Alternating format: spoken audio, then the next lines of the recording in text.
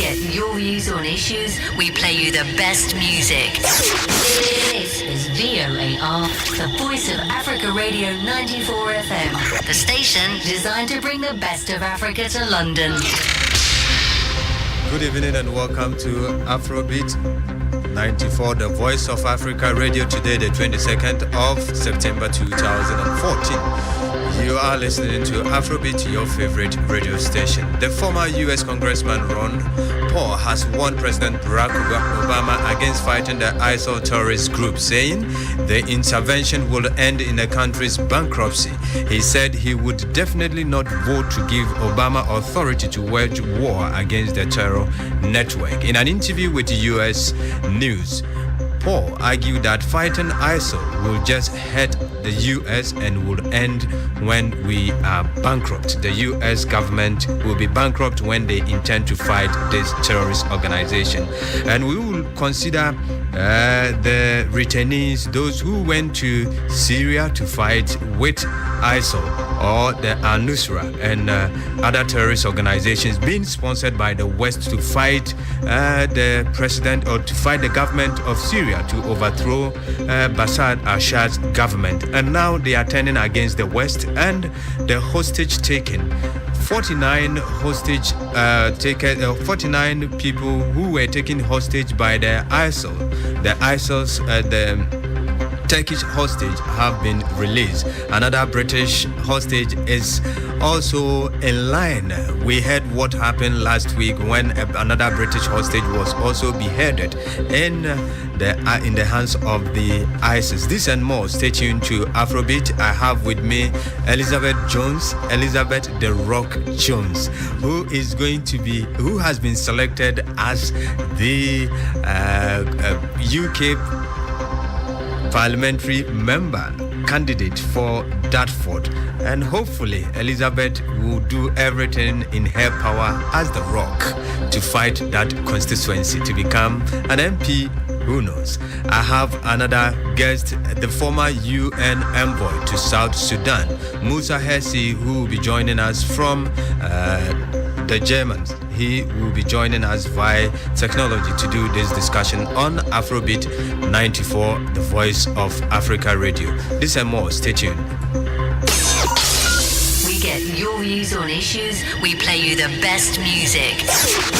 This is VOAR, the Voice of Africa Radio 94 FM, the station designed to bring the best of Africa to London.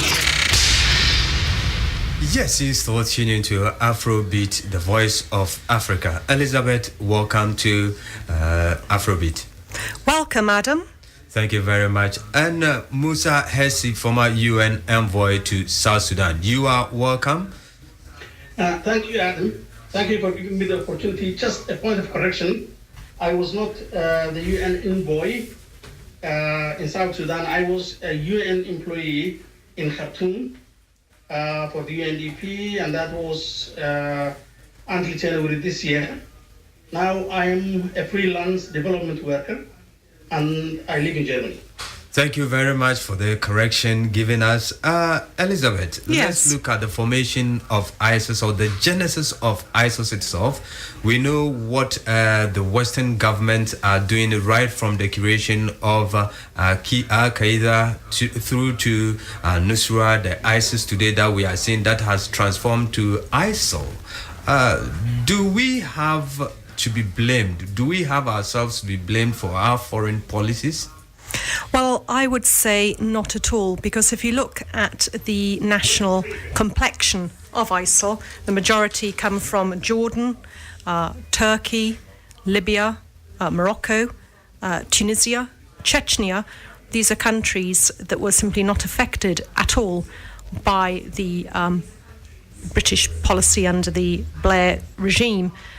They may well say they were indirectly affected, but no, I think that this is more a political drive for perhaps what's known as the Grand Caliphate. I also think it's an economic drive. because people say that Islamic State is an idea. It's no more an idea than the mafia. What Islamic State have done, they've robbed banks, they've stolen from people, they've stolen children, they are wholesale pimps, they're selling women into slavery, they've removed Arabian horses from their farms with a view to holding them for ransom. They've held a huge number of people for ransom. Luckily, the British and Americans don't pay that ransom. And interestingly enough, I do follow the ISIL tweets. I'm assuming that they are genuine. There's one man I follow in particular, which I find very interesting.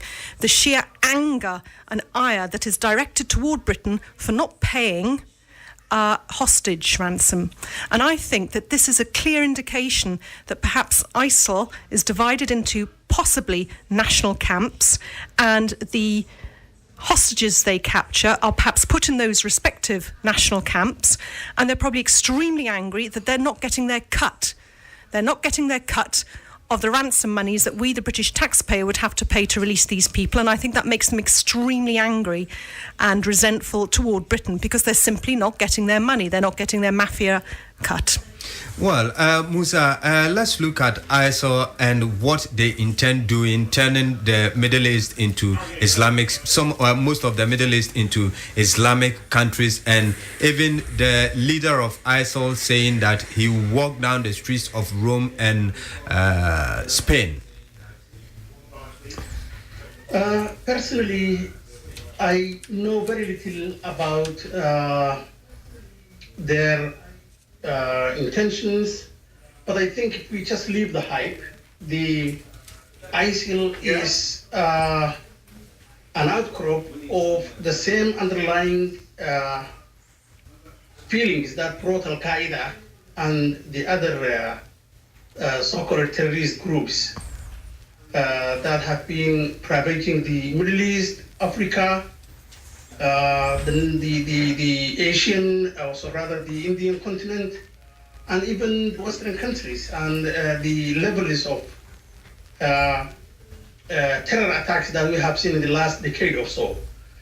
The real issue is not what ISIS is about or how they are going to threaten the region. There is no doubt they have brought a new dimension to the levels of terrorism and horror that the world faces today. There's no doubt about that. But the question that we need to address is, why is groups like these cropping up from here and there?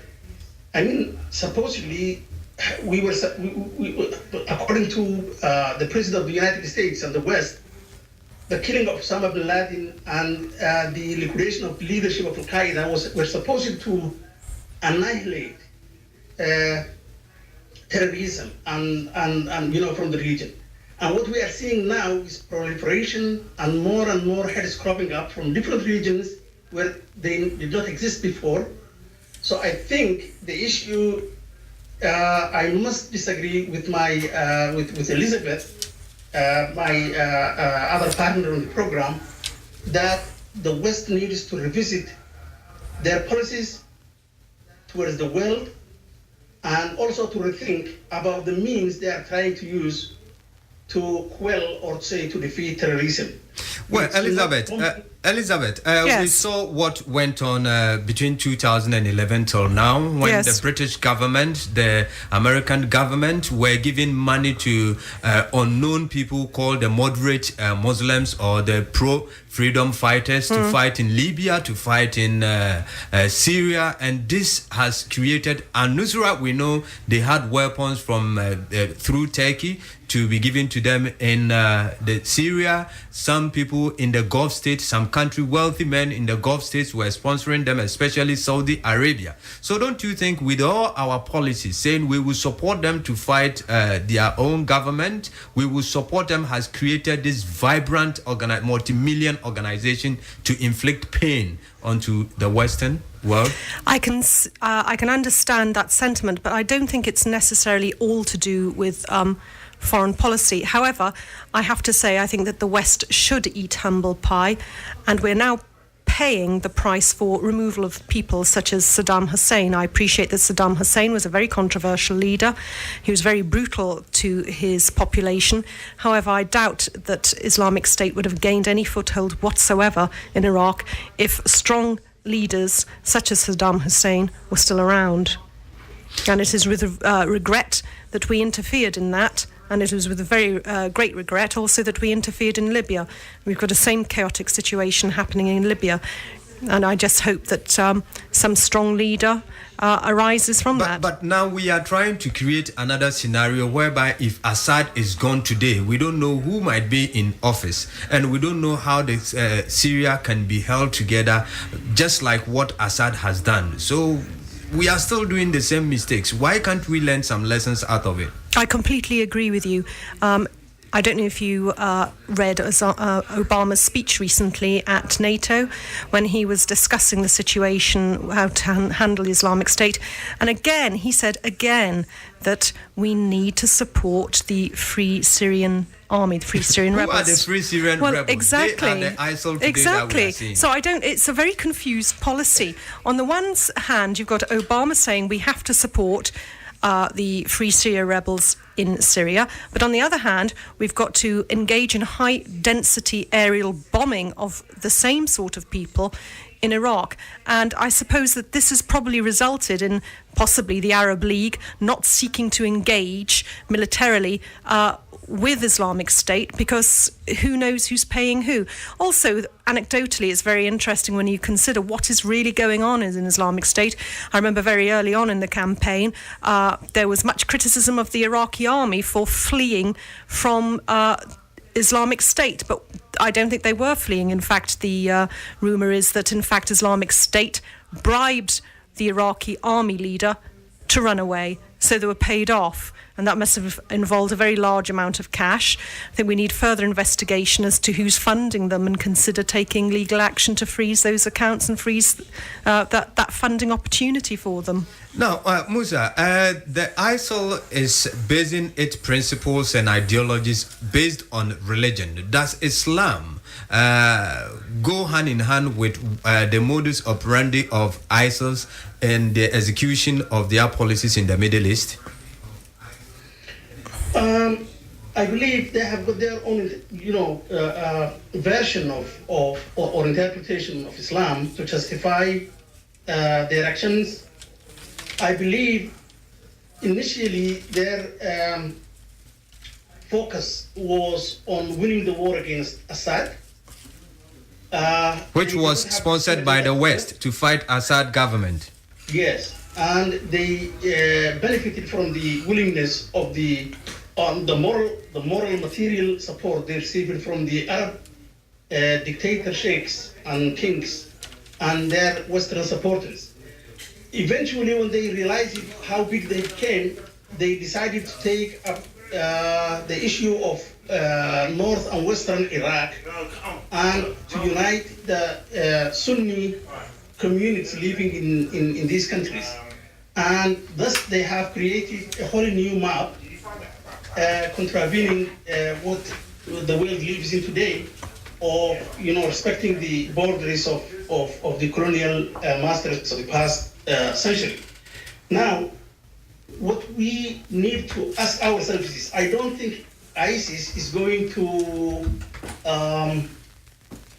the picture very long. Whatever strength, they cannot win a war against the whole region. There's no doubt about that. But the issue is, what's going to happen? How are we going to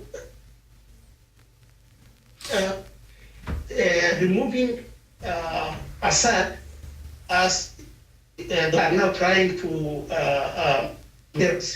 is very short-sighted. It's not about democracy. It's about regional stability. If they wanted about democracy and regional stability, they would have done something about the dictators that.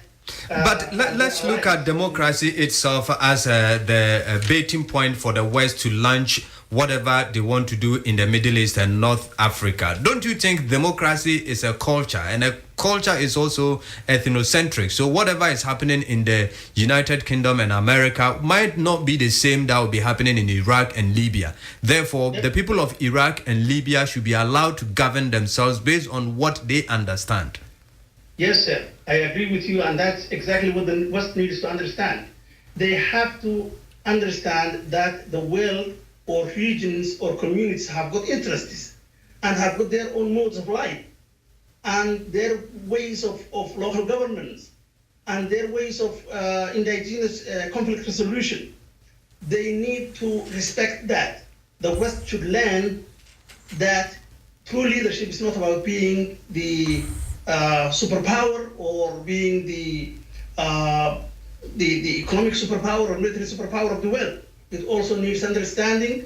It also needs support towards the downtrodden peoples of that region. And it needs a complete rethink of what America and the Western countries were doing in the past post-World Second World War. Elizabeth, let's look at what majority of free thinkers or people that think the Western coalition being formed and Mr. Kerry going around the world to seek for support to fight ISIL will create more tension and more extremists in the Middle East that would be able to recruit more youth from both America and Britain to join them fight a battle that will be very, very tough to eradicate. Wouldn't this be a very handful of problems that we are creating for ourselves? I completely agree with you, completely. It's just adding fuel to the fire. Musa, let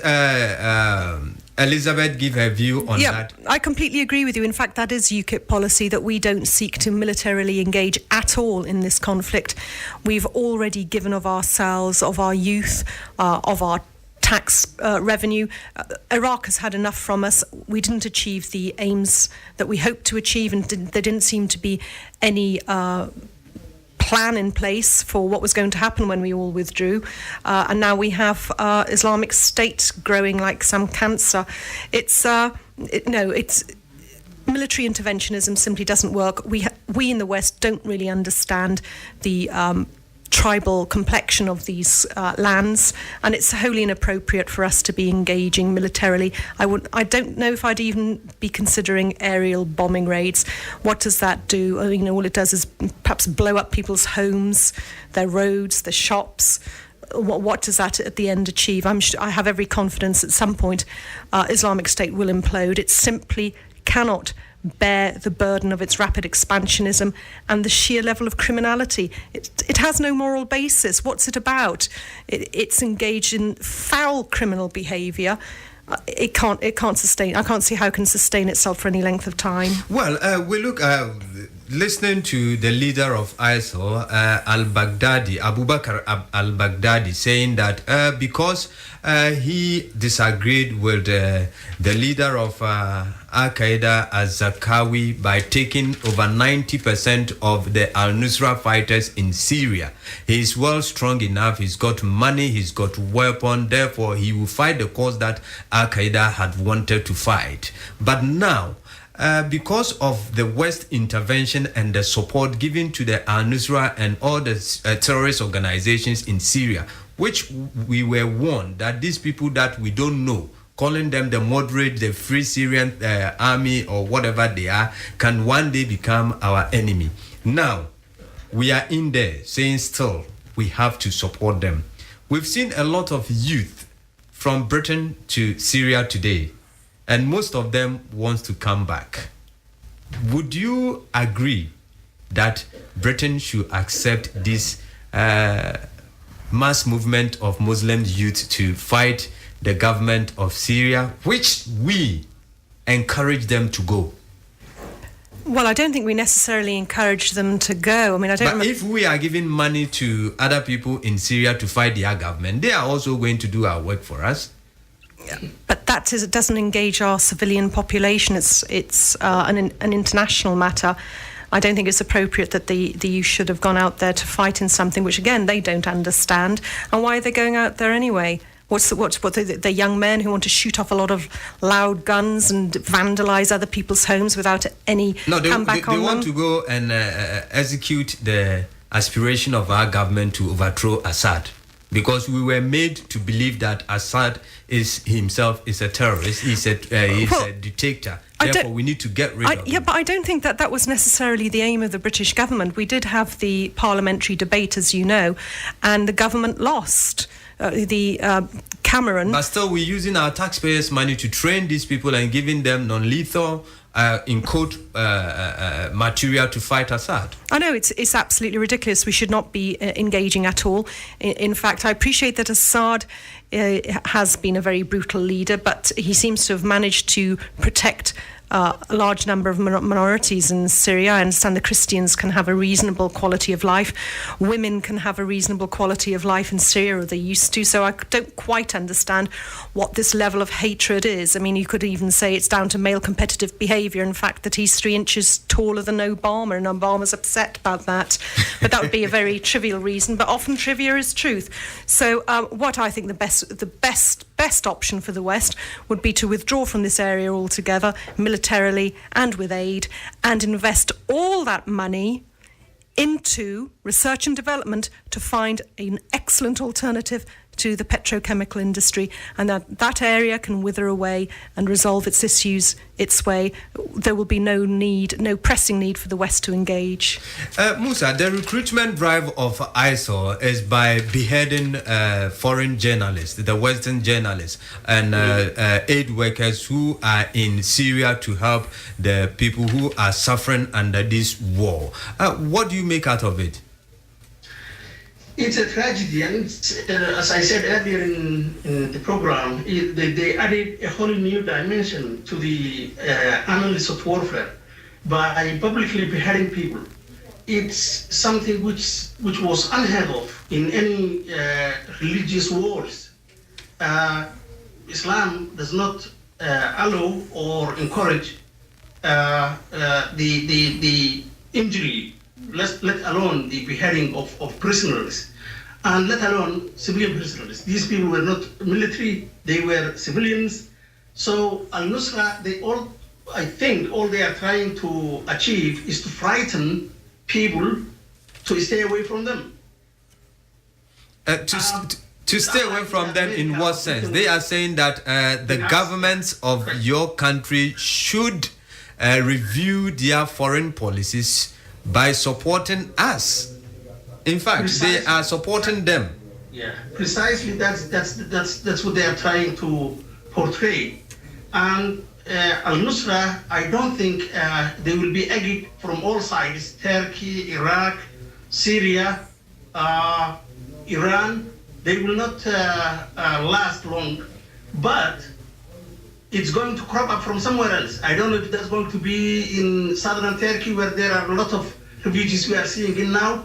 We don't know whether that's going to be in Yemen, where we have so many dramatic developments happening today and yesterday, with the government being threatened by new groups, who attacked Sana'a.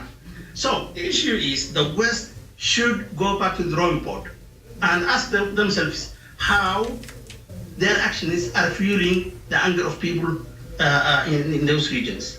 Now, we look at the hostage takers, those who have been taken hostage.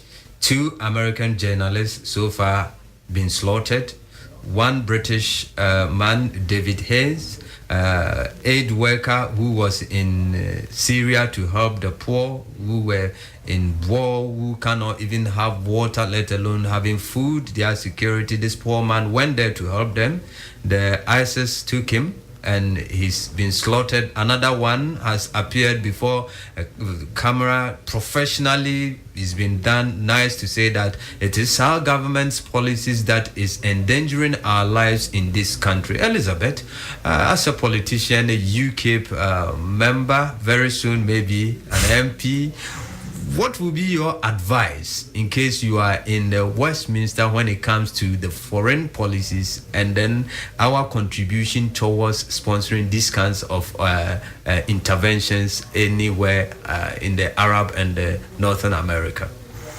Well, UKIP has a policy of non-interventionism. We take the view that Tony Blair's liberal interventionism caused a result which was anything but liberal. It's narcissistic and patronising to think that we can simply step into other people's countries and almost franchise our government system there. They may not want it, it may not work for them at all. I don't think anyone has particularly listened to Iraq or listened to Libya as to exactly what style of government they want. So we are opposed to military interventionism, we're opposed to liberal interventionism. It simply doesn't work. With regard to the hostages, I'm sorry, it's very, very sad for the families of the hostages, but Britain's policy not to pay ransom is right.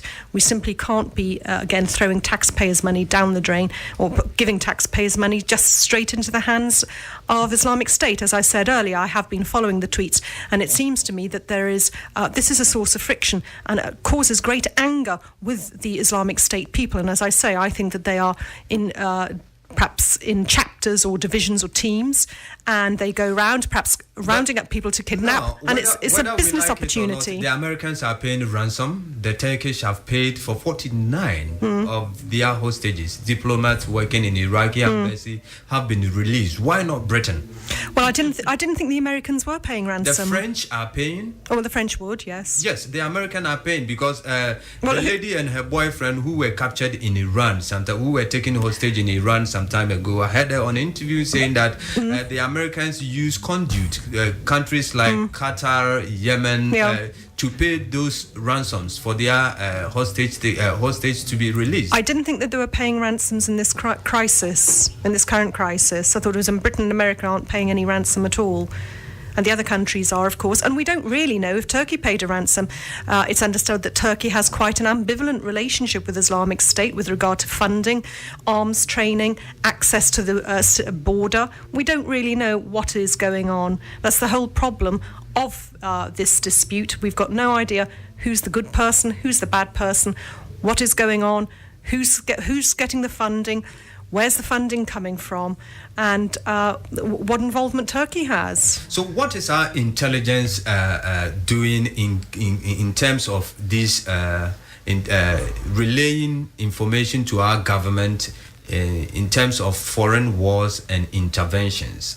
Do we do a lot of study to understand the mental setup of those we are going to support? Or we just go in because the governments are not in our favor, they are not our stooges. If we don't get rid of them, we will not have electricity, we will not have fuel to drive our cars, we cannot live a decent life. That's why we're going in for them. Let's go in and take him away. Even if we have the enemy there who will satisfy us, we are okay with it. Do we get the necessary intelligence? Well, I'm sure we do get a huge amount of intelligence from all the sources around the world. I mean, I don't know how that is acquired or what exactly they're saying. I simply, no one in this room would be privy to that information. But clearly we're getting very successful intelligence, because how many terrorist attacks have been thwarted here? We had that recent incident in Australia where the gang of fundos were arrested and taken away for threatening to behead a civilian in the street. Again, that was information relayed to Australia. So I think we do have very good networks of intelligence, by all means, very, very good. But I don't know how good that is now in Iraq, because we don't have an army presence there. We don't have any boots on the ground, for which I'm very grateful. So I don't know how effective the information is. But it seems to be everything is pretty shady. You've got the, as I said earlier, you've got Islamic State bribing the Iraqi army to back off and let them pass. You've got issues with funding. Do Iraq have a vibrant army? Well, I think they have. That can stand the firepower of the ISIS? Well, I think they've got a very reasonable army. They've been trained by the British. The outgone Prime Minister went to America to secure some military aircraft. He was denied. But when ISIS started advancing to the north where the American interest is, they started aerial bombing. Isn't it the interest that we think of rather than the people of the country? Well, that's inevitably the political situation. We always look out why else would be seeking to engage. I mean, clearly you want what's best for people, and it's not pleasant to see that minorities, particularly the women, the Christians, the Yazidis, being treated so grotesquely. Well, Musa, let's see this. The youth that migrated from Britain to Syria to support the foreign fighters and dissidents of the country to overthrow the government of Syria. Some of them, most of them, in fact, wants to come back. What would you tell the British government if you are an advisor to the Foreign Secretary or the Minister of Defense? What would you say to him in regards to these migrants, those who have gone to Syria and were trained by our with the support of our government, and they've got the military skill, they know how to kill, they can come underground and cause maim and a whole lot of things to us? What would it be your advice to the government? Thank you, Adam. First of all, these young men and women, as I understand, went to that region with the explicit permission of our government of Britain, the United Kingdom, which was supporting the uprising against the government of Assad. So in the first instance, these people were not being condemned for going to Syria, number one. Now that things has turned, I believe it's not going to be wise to shut them out or say they cannot come back. They should be allowed to come back and to be basically given a chance to be good citizens and stay in their country, and also to listen to their grievances, listen to the communities there. What chance should we give them? Because they went there, they've acquired military training, they can do, their mental setup now is not just like a normal young man who has traveled on holiday to Syria or Afghanistan or Pakistan. He's got the military training, how to kill, how to cause mayhem. So this man coming to England is a threat to the citizen of this country. Should we allow them in, or we should just ban them from coming to these countries? I think, Adam, many of these people are not coming back. They know they are very, very fierce believers of Daesh or ISIL and the cause of what they are fighting for. So most of them, as I believe, will not be coming back. They know they will not be able to reintegrate into the society. But those who come back, I believe, should be given a chance and be allowed into the country and to their society. Well, listeners, you still tune into Afrobeat, the voice of Africa, 37 minutes after 7 on Afrobeat, the voice of Africa radio. The program is Inside. I have with me Elizabeth The Rock Jones, UKIP parliamentary candidate for Dartford. And we've been joined honorably in the studio by our latecomer, who is yet to be selected by his party, the Liberal Democrat, to contest for a seat. We will see from next month onwards, if Mr. Faiz will be selected by his party. So that I'll have two prospective parliamentary candidates on my show on Afrobeat 94. And we have former UN employee to South Sudan, Mr. Musa Hessi, who is also joined us via telephone from Germany. Well, Faiz, you're welcome. And Liberal Democrat, you're as a person, would you allow those who went to Syria to fight the government of Bashar al-Assad? Let me first apologize to your listeners, to yourself, and to everyone here. Why I'm late is because a dear friend of mine had to be rushed to hospital, but he's stable now, I'm pleased to say, so I was able to make it. It's not an easy question to answer. Like I've said previously, there's no magic wand. You can't say, oh, well, they're not welcome, they're not citizens anymore, this. Let's be honest, what the doctor's saying, he had some points there, and they're very valid points. The British government said, we are not going to provide any military, but we will provide help, this. So these people felt that they were doing a service almost to Britain by going there to fight, or some of them may have thought that. Now they're there, they've actually seen the reality. The reality, these are cold, calculated killers who are not loyal to Islam, not loyal to any religion. I remember listening to an interview from a Christian in that area, from that region, Syria, and he said, we've lived hundreds of years in peace with the Muslims.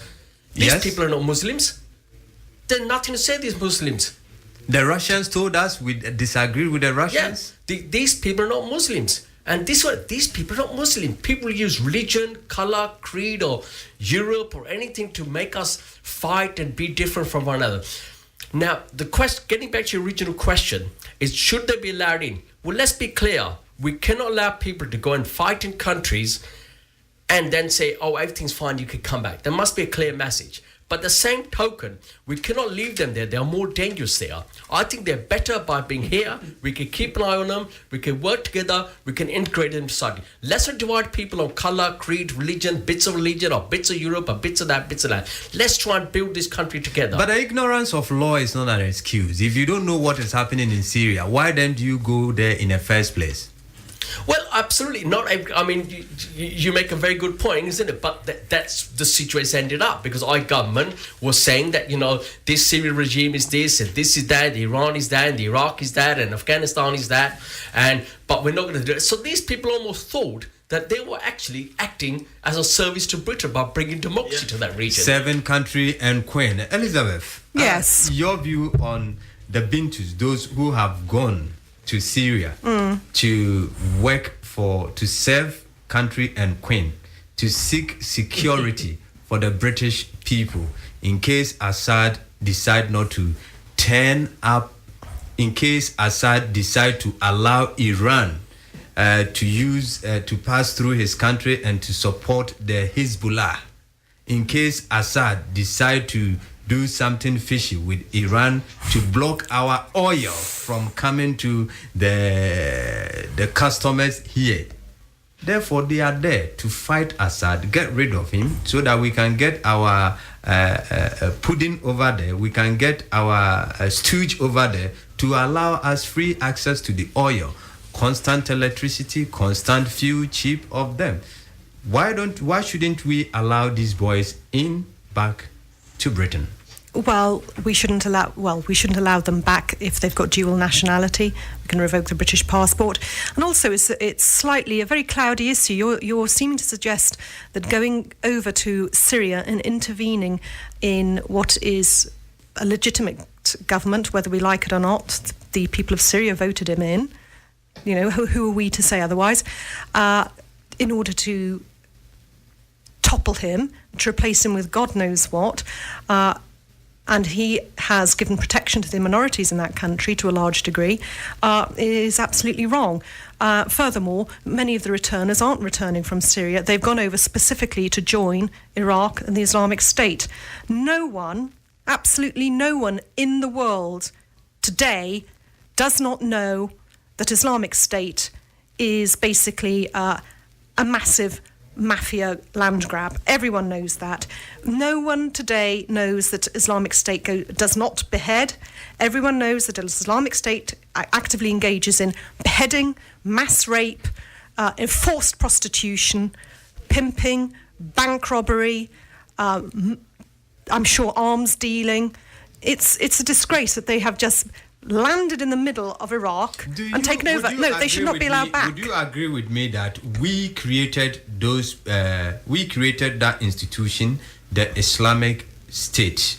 No, I don't agree that we created Islamic State. These people are adults. It's about time that people understood and took adult responsibility. No, they chose to behead. They chose to behead. The founding of that organization, let's look at it holistically. If we support al-Nusra in Syria to fight Bashar Assad, and we know Abu Bakr al-Baghdadi, who took over al-Nusra, 87% of its might in Syria, then we have made that man so powerful to be able to fight us and fight the Iraqi army. So aren't we to be blamed for whatever we did in Syria? No, we're not to be blamed because we didn't do anything militarily in Syria. But we trained them. We gave them training. We didn't enter in there. There were no boots on the ground. The British Army wasn't engaged. Our intelligence were there. The American Army was engaged. Our money was there. It may well be that the intelligence was there, and I frankly think we should have left well enough alone. It's not for us to interfere in other people's countries to this degree. However, going back to the Iraq, the Islamic State returners, I'm sorry, but the ultimate loyalty of any British citizen is to the rule of law of this land. That is your loyalty. That loyalty comes before your loyalty to your mullah. That comes before your loyalty to your dad who lays the law down at home. That is your ultimate loyalty. That is the ultimate sign of being British. So what law have they contravened by leaving the shores of Britain? Have they contravened any law? Yes, they've gone to fight for an enemy state. That is a state that would seek to do this country very significant harm. They've already made a pronouncement they want Cameron's head. So this is a state that is against anything that Britain stands for. No, I'm sorry, they should not be coming back. They should have their passports revoked, and if they do come back, they should be immediately removed back to the last battleground they were acting in. Well, Faiz, they should have their passports confiscated of them, and when they come, they should be able to, the British government should be able to put them under surveillance, and we should take critical look at whatever they do.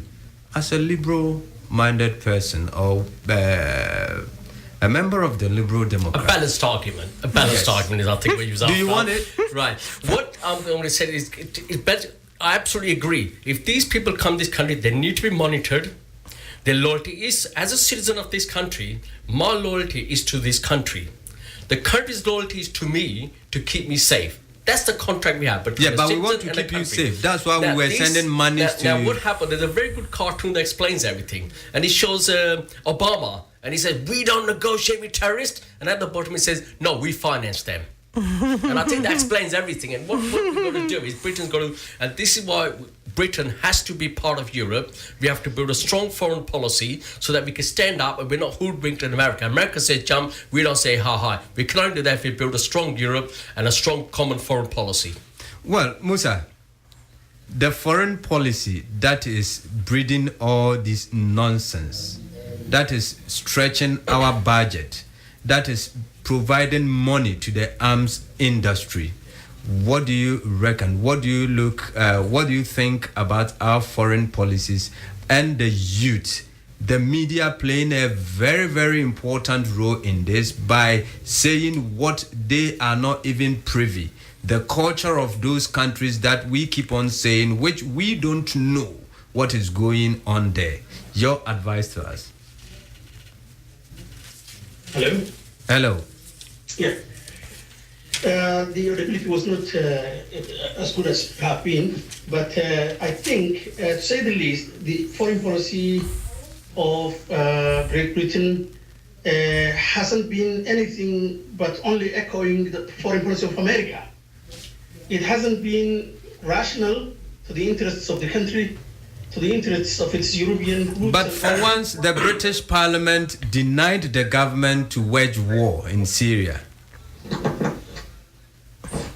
Can you say that again? I said, but for once, the British Parliament denied the government to fight in Syria, to go to war. That was a good step in the right direction.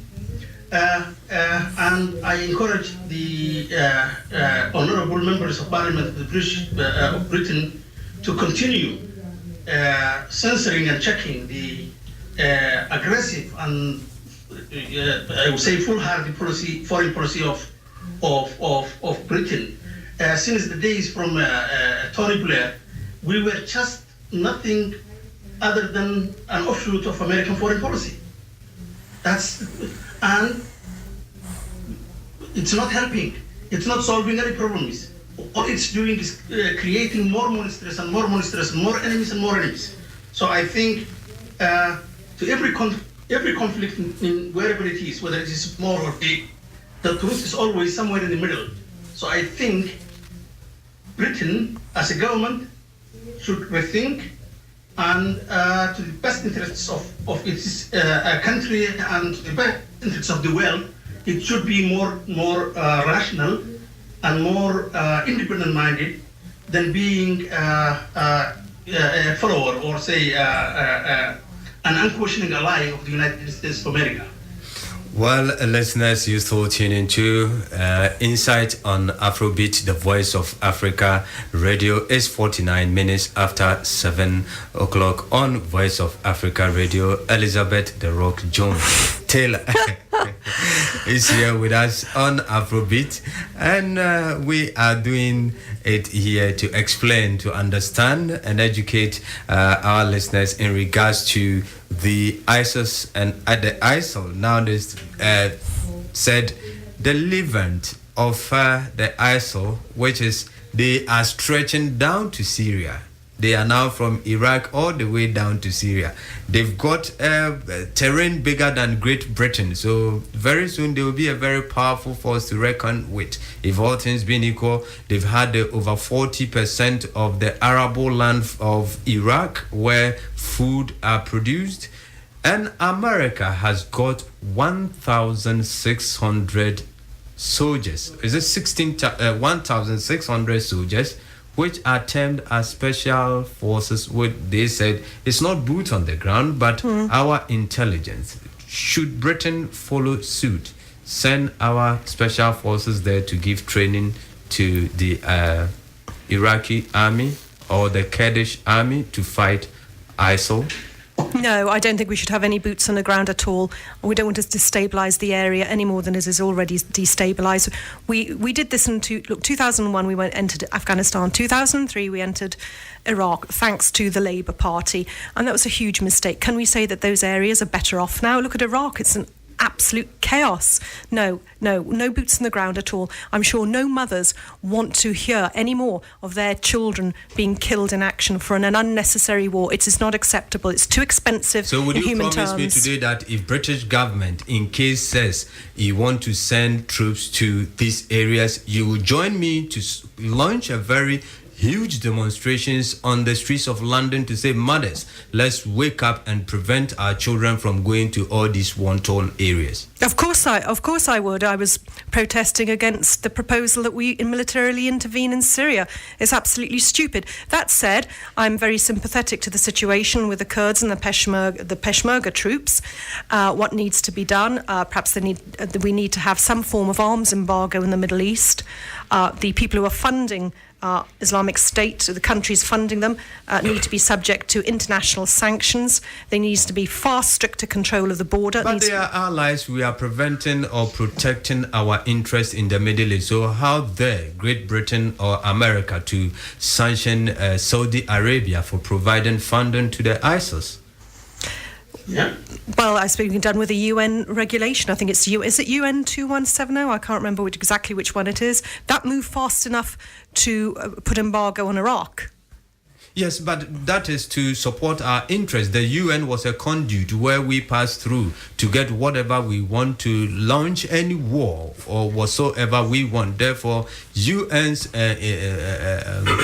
well, this time we want to prevent war. We want to prevent the whole area how burning can up. we say? How can we say that from today we are going to sanction Saudi Arabia for the fact that they are providing military equipment and support to the ISIL to launch their campaign? We have to be assured that it is Saudi Arabia who is funding. I understand there's a lot of funding from Qatar. Yes, Faiz. I'm actually going to agree with Elizabeth. She's absolutely right what she says. If I could take you back when we was talking about South Asia, about India, and we were shocked to hear that India had killed 300,000 Sikhs and 100,000 Kashmiris. Yet we're quite happy to deal with India and trade with India openly and not even blink an eyelid. I think what Britain needs to do is a clear foreign policy, an ethical policy. But what the gentleman said in Germany is absolutely right. Since the last Labour government, not only did we say America said jump, we said how high. Even before we said jump, we would jump. And I think what we need to do is a clear foreign policy. What we need to do is not put it, but it's quite easy. How are these people financed? They're not shooting with pea shooters. They've got tanks, anti-aircraft guns, all of these. Where did they get the money for that? Where did they get the equipment from? These are not things you can hide in the back and boot of your car and take there, is there? Yeah, so clearly these people are being financed. Now, the other thing ISIS has done is very unusual, is they actually united the Middle East as well. We're forgetting that. They're such horrendous that what's happened, Saudi Arabia and Iran, who never talk to one another because of long history of the Islam and the, for hundreds of years, are actually talking to one another, seeing how they can be defeated. So if anything, the Middle East is not financing them. But Ayatollah Khomeini has disagreed with the international coalition to fight ISIL, saying that America at the back of its mind has got a bad idea collating all these people to fight ISIL. So he would prevent Iran to join that coalition. But yesterday, unfortunately, the foreign minister met with the American John Kerry. So how can this reunite Iran and Saudi Arabia? Well, they are talking. They are talking. They've never done that for a long time. And they may not unite as sitting next to one another, but I can tell you this. ISIS has united the Middle East. And what was not possible is now becoming possible to defeat these people. So the Middle East is not financing them. Where are they being financed from?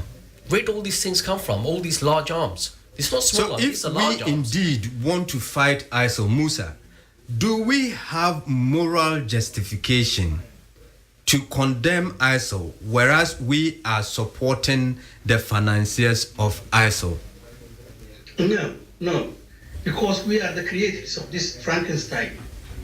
When I say we, I mean Britain has contributed, along with the other Western allies, has contributed to the creation of the ISIS and before al-Nusra and what they used to call the Free Syrian Army, which all these organizations and groups have no borders between them. I mean, soldiers and guerrilla fighters move from one group to another freely.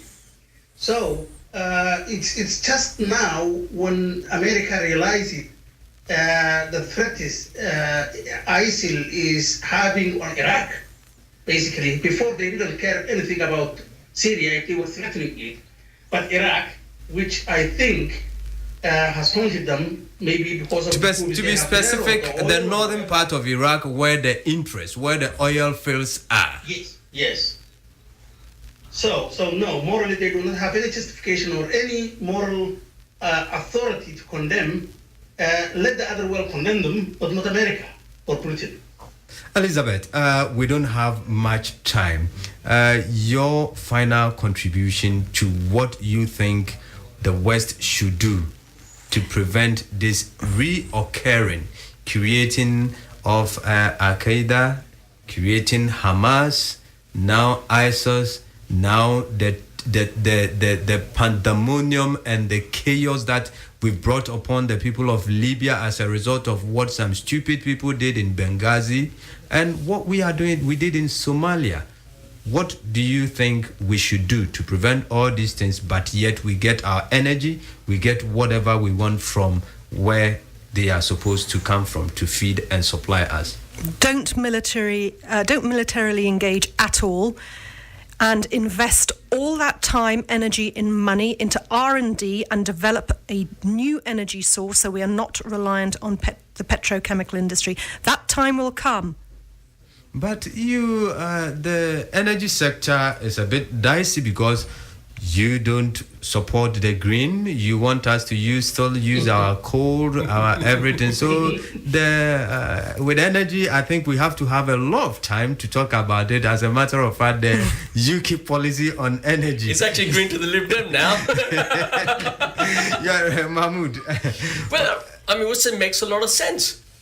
If you go back to the interviews, that's what I said. I said that's what we should be. We should be investing in green energy and developing that. We shouldn't be dependent on oil where our foreign policy is actually being dictated. For example, if Russia could turn off our gas, so we have to do what Russia said. And we saw this clearly in Syria, where Russia stood on one side and the West stood on the other. Because Russia think they were betrayed when we were going to see exactly. Libya. And Syria is a very good now friend China of Russia. is also going to do the same thing. Exactly. Musa, your final contribution to the program? Yes. As I said, the truth is always somewhere in the middle. It's not too late. I would advise Britain to take a step back and consider the real significance of the situation.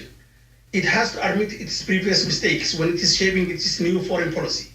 It has to be honest with itself and with the rest of the world, and particularly with her bigger ally, the United States of America. We need to save the world from these ongoing and endless hostilities that are coming so fast that you cannot count them. In Africa, Al-Shabaab, the Chadian Azawad, we have Boko Haram, now Libya is burning. Egypt is being bottled up by a brutal dictator, military dictator. Musa Hersi, unfortunately, time wouldn't allow us to have all this, but hopefully we shall be talking more on these foreign incursions and interventions very soon. Thank you very much for listening to us on Afrobeat, the Voice of Africa. To me in the studios, Elizabeth The Rock Jones, Mohammed Faiz, and Musa, who join us from Germany. I thank you very much for being part of this program, starting from 7. Thank you very much. Catch Good us evening. same time next week. Bye-bye. Africa News. So what was the ratings like for last? News.